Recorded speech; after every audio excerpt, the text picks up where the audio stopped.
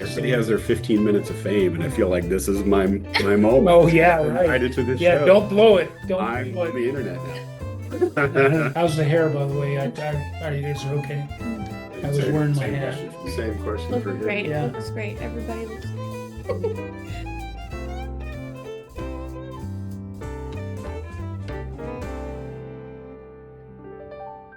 Well, welcome to another edition of Coffee with the Mayor.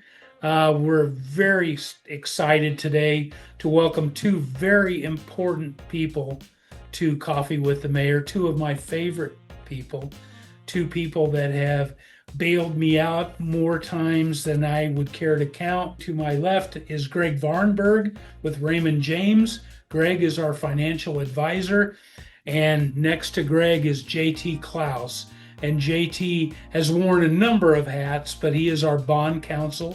He's now with Spencer Fane. His colleague, Andrew Kovar, is our city attorney. Again, welcome both of you to Coffee with the Mayor. Thank you. Thank you for having us. Hey, you're welcome. Again, I'm Mayor Lou. As you know, we are kind of in a transitionary period, so I don't have a sidekick as I used to, but that we hope is soon to change and more to come on that. As always, at Coffee with the Mayor, we start out first with the mayor's mug shots. And everybody gets to explain what's in their mug or in their cup, if you will, and maybe why you chose that particular beverage. I'll start just to give you guys a little break there. The mayor always drinks coffee-flavored coffee. Nothing in it, it's black. Whatever's dripping out of the pot, either here or at City Hall or over at Rhubarb Market, that's what the mayor's drinking. I like hot coffee, and I'm not a decaf guy either. Coffee's coffee, and it's there to keep you moving and keep you going. So, Greg, what's in your mug? What's in your cup? Well, when I thought about this question, it kind of took me back to my early age. I grew up in a small rural community like Hillsboro. Family has a farm equipment dealership.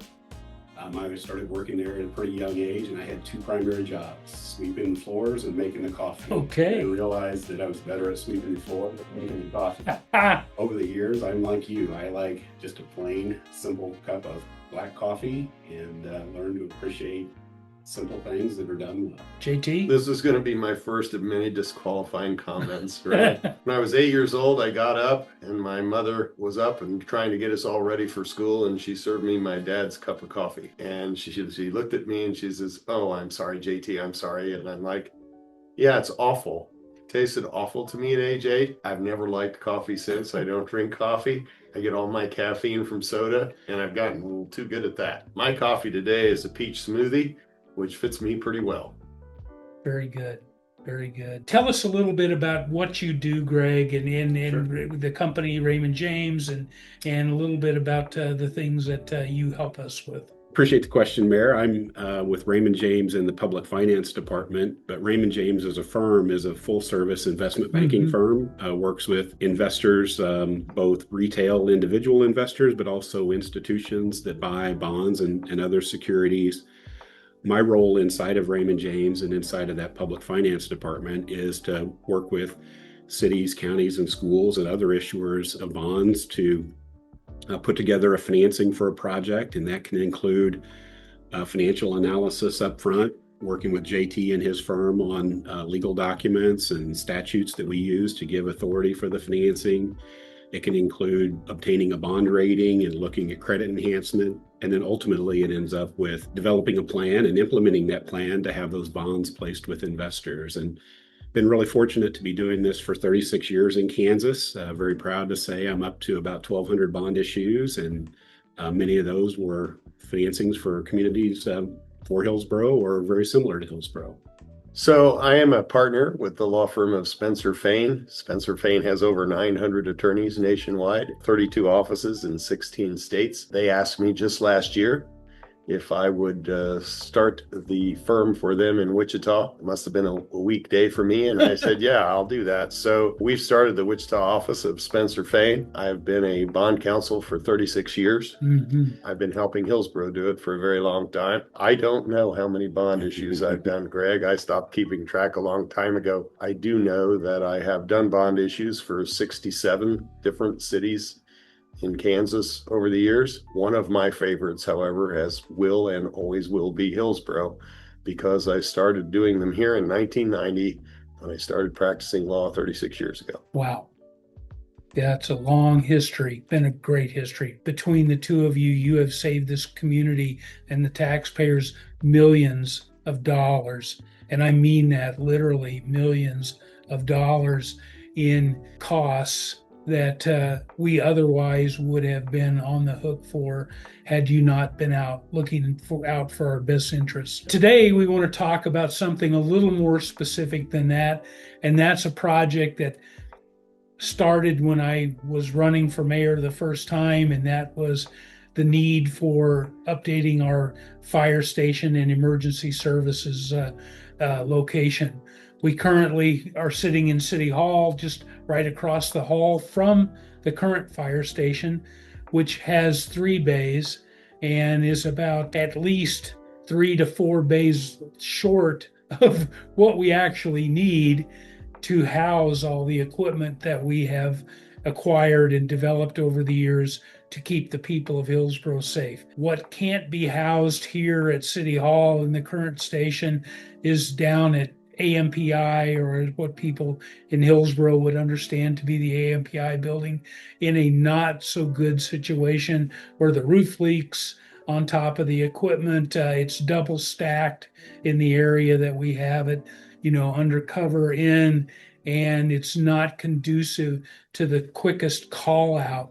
If there's an emergency and we need equipment, all of the bunker gear is here, but the equipment is about not quite a half a mile away from here, makes it difficult to do the speediest call out when an emergency. And in those situations, seconds and minutes matter. Since I've been mayor, we've been trying to figure out when the appropriate time to look at building a new station is.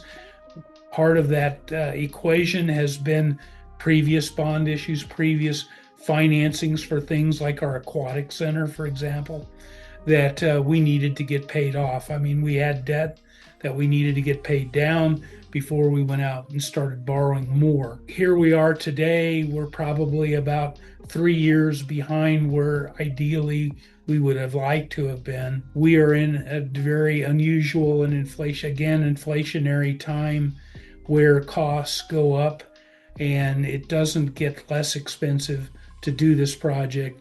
It gets more expensive. And so what we're doing right now in conjunction with the two of you and Michael Webb, our interim city administrator, is trying to come up with the right size facility at the right costs, the right financing mechanism to fund that, so that we don't negatively impact the tax-paying citizens of Hillsboro any more than we would need to. Now, I'm going to pass the ball back to you guys, and I want you to feel free to answer, play off each other as you want. When we think about a project like this, what should taxpayers understand first and foremost, how projects like this are financed?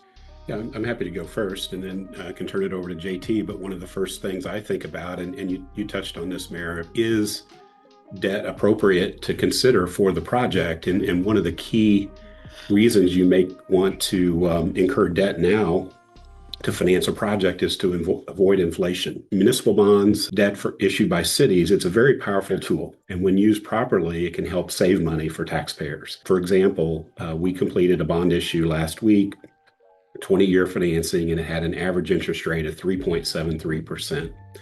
When you look at construction inflation for facilities like you're building, the fire station here in Hillsboro, you go back 5 years ago, similar commercial buildings were increasing at 10 to 15% inflation, very high high inflationary period.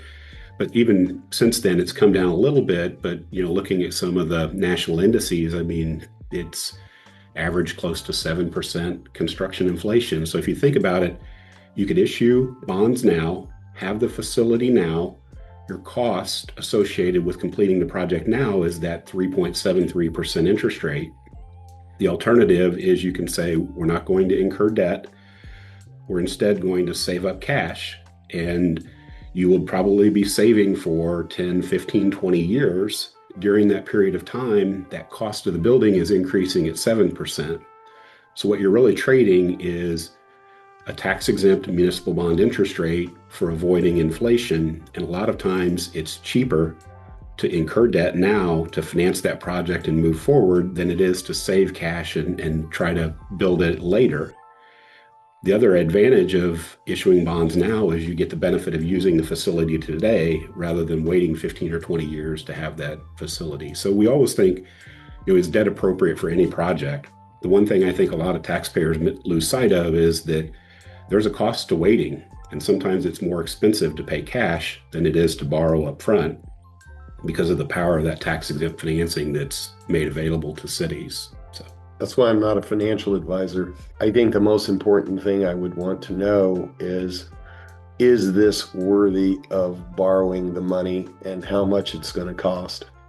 And so as a bond lawyer, we typically look at the legal options that are going to cost the less. If you're in your home and you need a new washing machine and you have 2 credit cards, you're going to use the credit card that's going to have the lowest interest rate that you can pay off the most efficiently and end up costing you the least amount of money. So when we hear about a project like this, there are always a number of ways to finance things. And then there's the political question of whether and when you're going to borrow money. Is it worthy of the borrowing? For years, swimming pools were a tough thing. I think people began to realize the value of them and began to see how important it was to retain the families and to grow a community. Mm-hmm. But here we're talking about a fire station. It's like a police car. It's not a negotiable. And what a lot of people don't realize is that waiting is costing them money as well. Where you live and what your insurance on your home is in part based on an ISO rating that relates to what kind of fire protection you have. Small communities have the toughest time with that legally. Usually there's rural fire areas around the city who couldn't even afford to buy the equipment they need if they could man a fire department to put out a rural fire. So what we've seen more and more of is they're coming together and they're coming to the cities that have some of the equipment and say, will you put out our fires? Can we expand your district? And will you do that? When we start looking at it from a legal perspective, we say, okay, how important is it to the community? A fire station to me seems to be pretty important, especially if it's needed. And you look at, is it needed? You've, I think, explained that.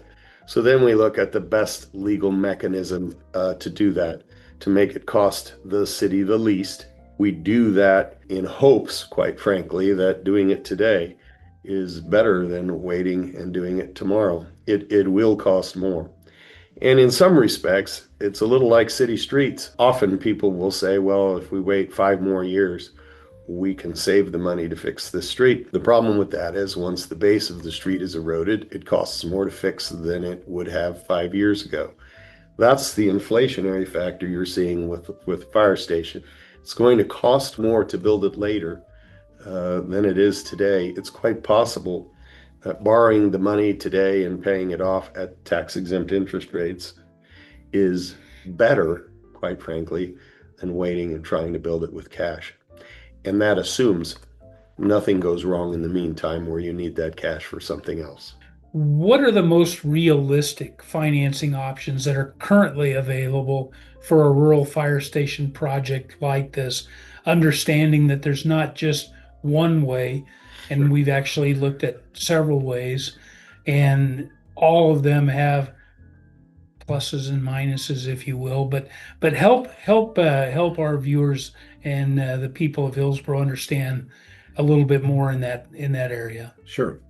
And this really does tie into your last question about what would we like taxpayers to understand about financing. And one of the things that most people don't see is all the work that goes on behind the scenes as we're developing that plan for financing a project. And I'll let JT talk in a second about statutory available options and what financing tools we have available. That's part of that process. But on our side, doing the financial analysis, there's a lot of different scenarios that we look at that would include what's the revenue stream that we want to use to repay the financing, what projects do we already have outstanding, and then how can we layer in a new financing around that to, minimize an impact on a mill levy or minimize the impact to taxpayers.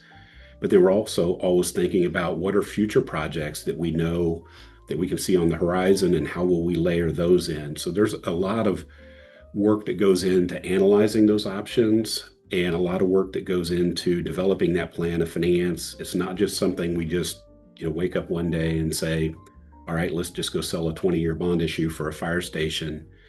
There's a lot of work really designed around getting the improvements needed in the community at the lowest cost to the taxpayer. And I don't think a lot of people see that. As Greg points out, where's the revenue going to come from? Obviously, a fire building isn't a utility, and there isn't a whole lot of money to be made in putting out fires. No.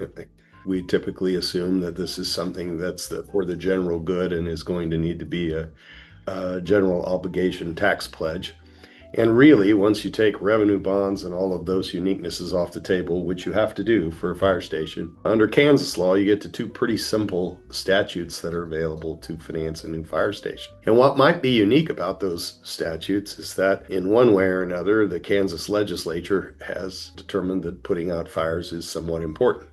And by that, what I mean is there is a public building statute that I could not use today to build you new city administrative offices without a protest period and an opportunity for a whole bunch of input. It says administrative buildings, quite frankly. We can't build the Taj Mahal for your office. There you go. Mr. Mayor. Fire stations, which are not administrative office buildings and are not recreational facilities like a swimming pool, I have a public building statute that allows you to pretty much issue general obligation bonds to build a new fire station when you need one. I've had some conversations with the Attorney General's office over the years, whether or not the chief's office constitutes an administrative office, and we've satisfied them that it might be, but it's pretty subordinate to the purpose of a fire station, that the chief and the captain are in there, next to the bunks and the trucks and everything else. So that's the first thing we look at is the statutes. It's called the Kansas Public Building Statute that would allow us to finance public buildings. The only issue with that statute is if you issue those bonds, it really does count against your statutory debt limit, which means that it limits your ability to borrow money in the future. And as a lawyer, one of the things we're always thinking about is what could happen in the future. And if something happened in the future, is there a reason we would want to try to maintain that general capacity for other uses? So in working with Greg, there is another tool that's available that probably is the best tool here, where we utilize the city's Public Building Commission. And the way a Public Building Commission works, the Public Building Commission actually issues the bonds and then leases the facility to the city, in this case, a fire station. Hillsboro has a lot of experience with this model, so all of the legal work that goes into building that model, creating that commission, is already done. That's why it's kind of an easy look option for the city of Hillsboro. But then they lease the facility to the city, the fire station, and that statute says that lease is not subject to annual appropriation. And so I'll let Greg explain why this is the case. But when you go out and you offer those bonds, they get very close to being your best credit card, if not the same. They are essentially a general obligation because the city has signed the lease. They're sold as revenue bonds. They do not count against your ability to borrow money in the future because they are revenue bonds, because the city is just a tenant, the same way as if it were leasing its city hall. And so by using that method and selling those bonds, we can kind of have our cake and eat it too. And by that, I mean, get as low, if not the same low interest rate you would get with general obligation bonds, but preserve the ability to borrow money if you needed to in an emergency on a general obligation basis. So those are the two things we usually look at first, and those are the two we looked at here. And I might expand upon that. We work very closely with JT and in his role as bond counsel or the bond lawyer to understand what legally available options we have for a financing.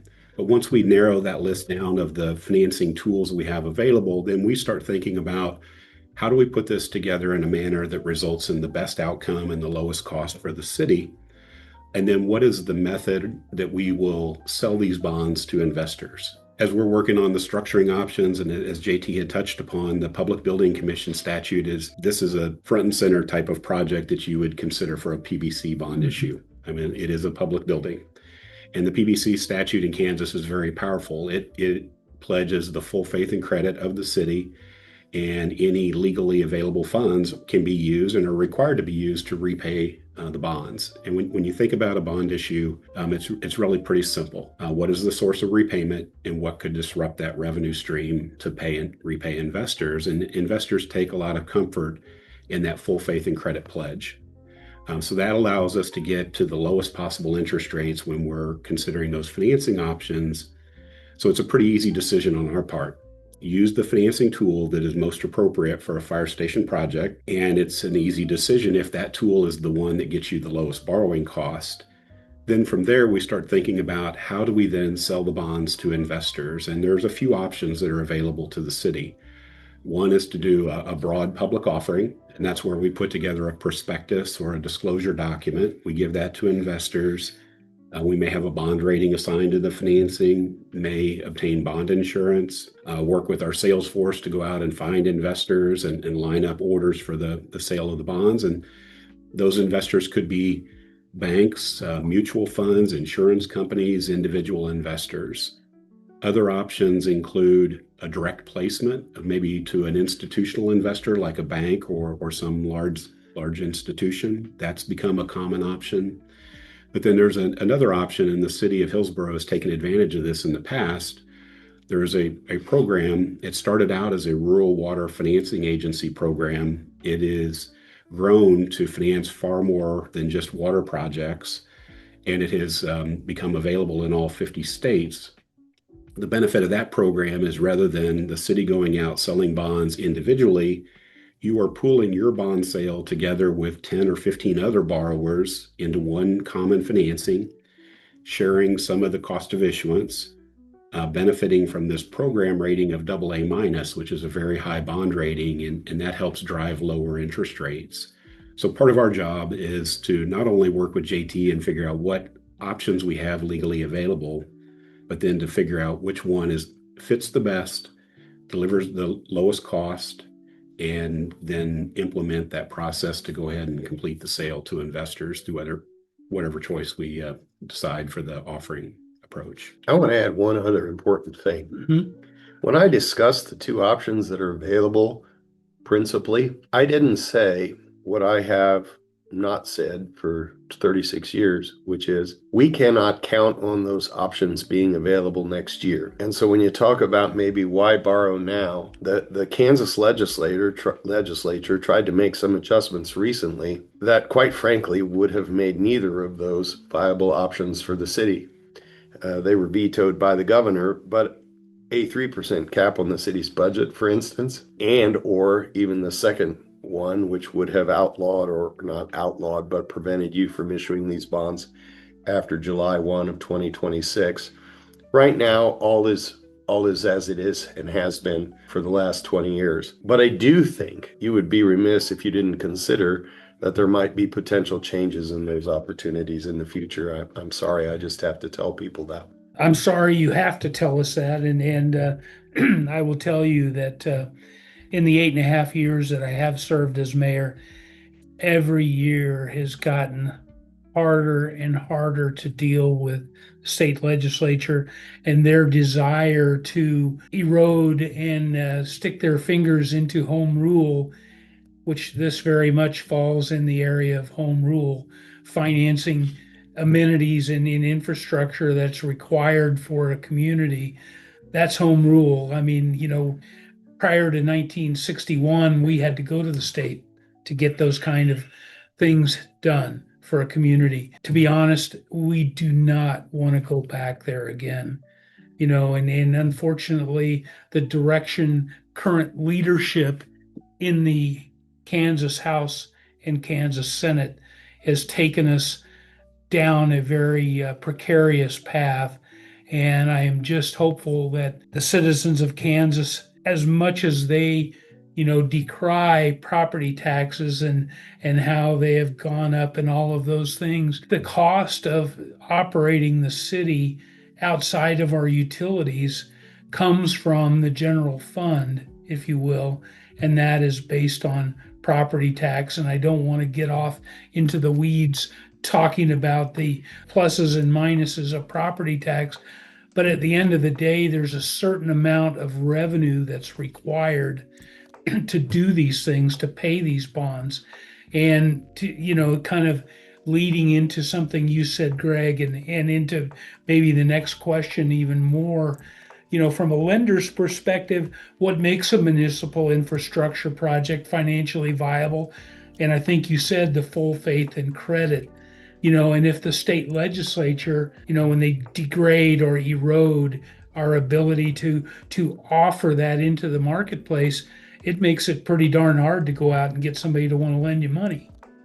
Right. I would agree, Mayor. And I would say what keeps the cost down for local taxpayers is when you can finance a project at a very low borrowing cost. And that very low borrowing cost or lower mill levy comes from two things: the tax exempt status that's granted by the federal government and the security behind the repayment that's granted by the state legislature. And there have been potential changes at both the federal and state level that could impact tax exempt status and your ability to borrow at a low cost because of the strength behind that general obligation or PBC statutes in Kansas. And then you're faced with a tougher decision from the leadership of the city.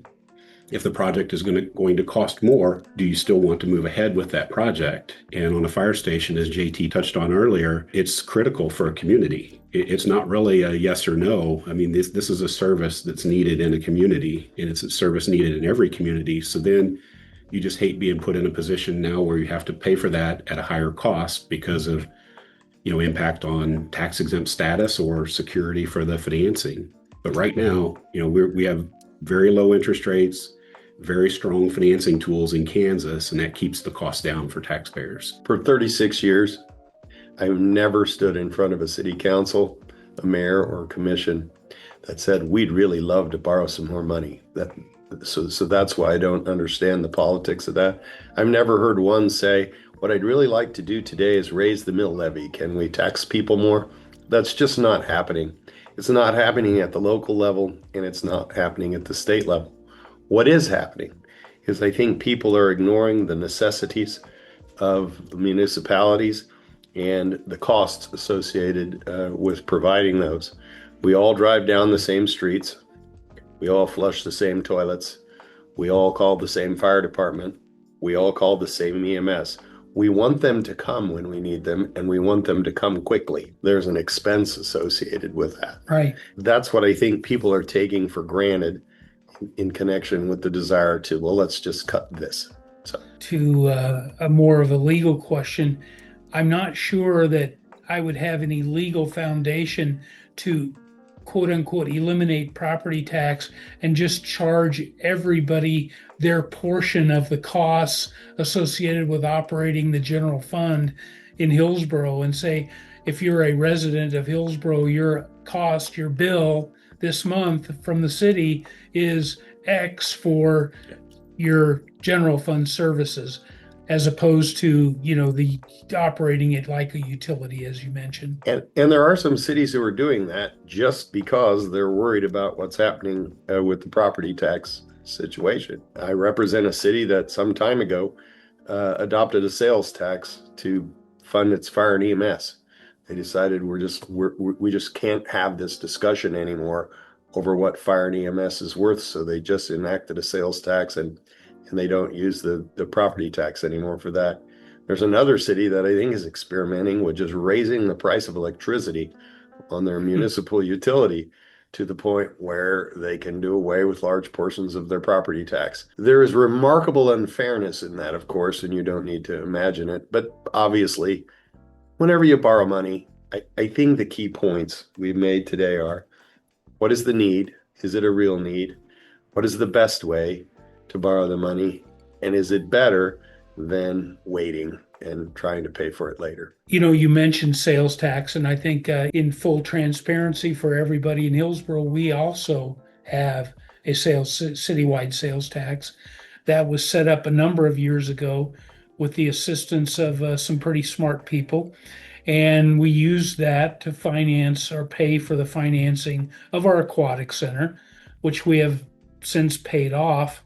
When that sales tax was set up, it was not provided a sunset where it went away once that debt was taken care of, but it was written such that it could be used for ad valorem or property tax relief. I think that's definitely one of the mechanisms that we'll be considering as part of where the repayment dollars come from besides straight property taxes. We'll be looking at taking a number of the funds from that sales tax revenue, which we've been very fortunate for a town our size. We still have two very functional and viable car dealerships that move a lot of metal, as I like to say, albeit maybe there's more plastic in there than there used to be. But they move the metal, and a lot of what they sell is not tax exempt, is not ag related. So it really helps Hillsboro as a community ring that sales tax register. In addition, with the state finally clamping down on online sales.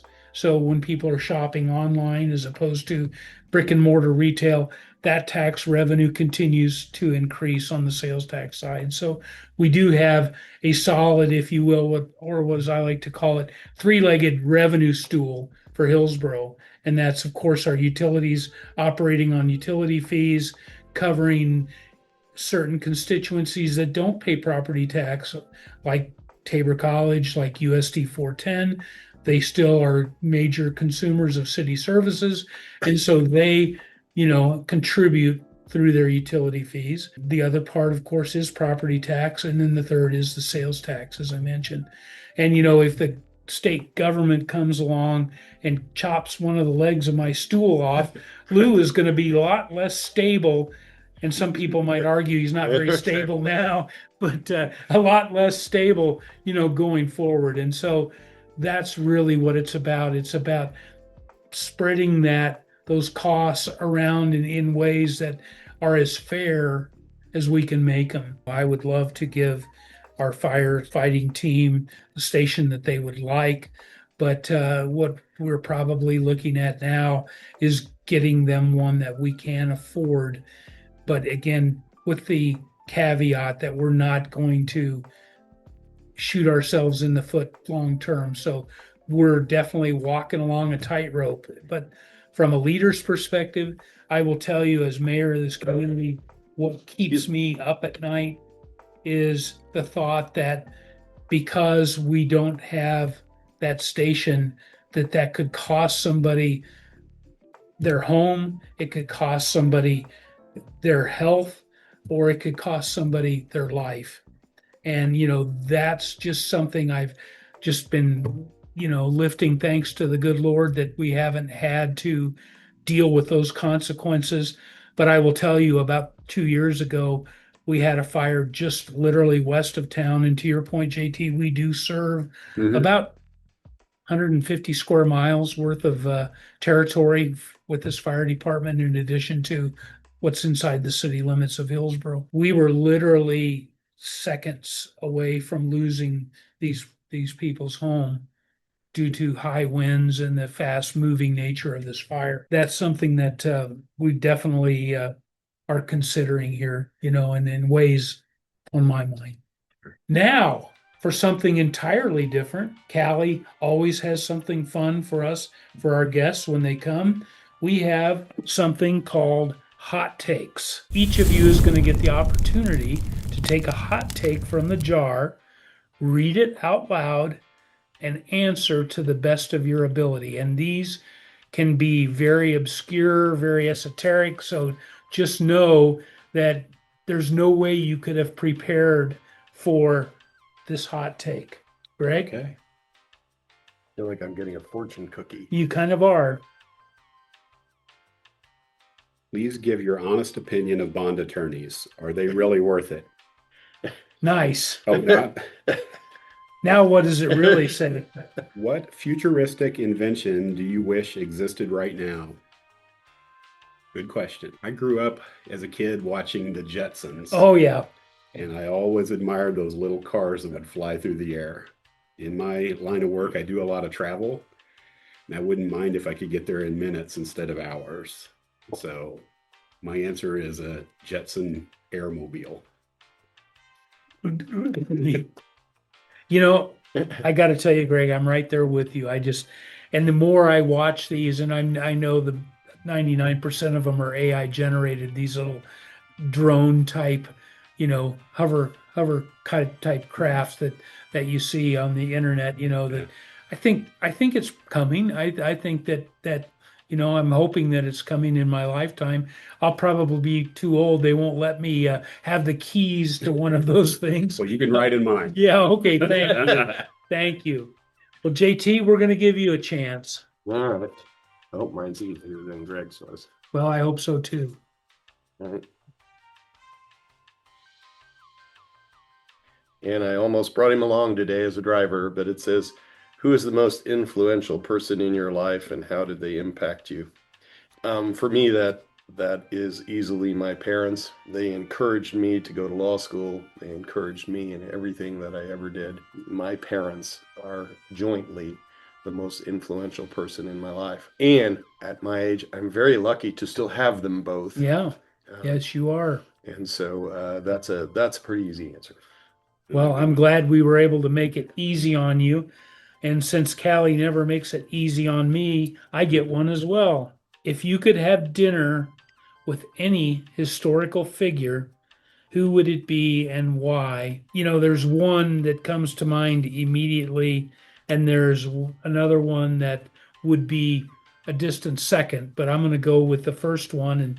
And I would definitely look to have dinner with my Lord and Savior, and would love to sit down and break bread with him and be in his presence. But that said, my historical figure in terms of more recent history would be Winston Churchill, because number one, meals with him were quite the multi-course affair, and there was a lot of interesting conversation that took place when he was at the table. So there's two. So you got to give your parents, so I'm giving two, but definitely Jesus up here and Churchill to kind of way down there. Well, listen, that kind of takes us to the end of today's episode of Coffee with the Mayor. I want to again thank you both so much for making the effort, taking the time to come to Hillsboro today to sit down with me and talk about financing this fire station, because it's definitely something that we've got to get moving forward with, and it's just not going to happen without your help. And I think a goal that I have as a result of our conversation today is that anybody that watches this episode will understand better what goes on behind the scenes, as opposed to we're just taking an idea and running with it and spending people's money willy-nilly. To your point, JT, I've never been in a meeting ever that talked about how do we raise taxes. It's very much the opposite. How can we do it better? How can we do it more efficiently? What mechanisms do we have to keep the cost down, to lower the cost? Who are the right resources to engage with to do these types of things? And so, yeah, that's what I hope people take away from today's episode. I'll give you both the opportunity to plug yourselves, social media. I mean, you've talked about your companies, but if somebody wants to learn more about Raymond James, where would they do that? We'd probably direct them to our website, raymondjames.com. And again, we provide services putting together bond issues, but we also work with a lot of individual investors on helping develop investment plans for them. And we have a lot of people throughout Kansas that provide that service for a lot of Kansas investors. So feel free to look up raymondjames.com. Very good. JT? SpencerFane.com. Okay. If you need a lawyer almost anywhere, doing almost anything, you'll be able to find them there. And if you can't, you call me and we'll find the right one. There you go. There you go. I will also share where people can find episodes of Coffee with the Mayor, and that's on our YouTube channel and on Spotify. And be sure to hit those like buttons and subscribe. That's how we keep you updated. You're on your own on the caffeinated side, but we're going to do everything we can to keep you updated. Thanks for watching. Have a great day, and we'll see you next time on Coffee with the Mayor.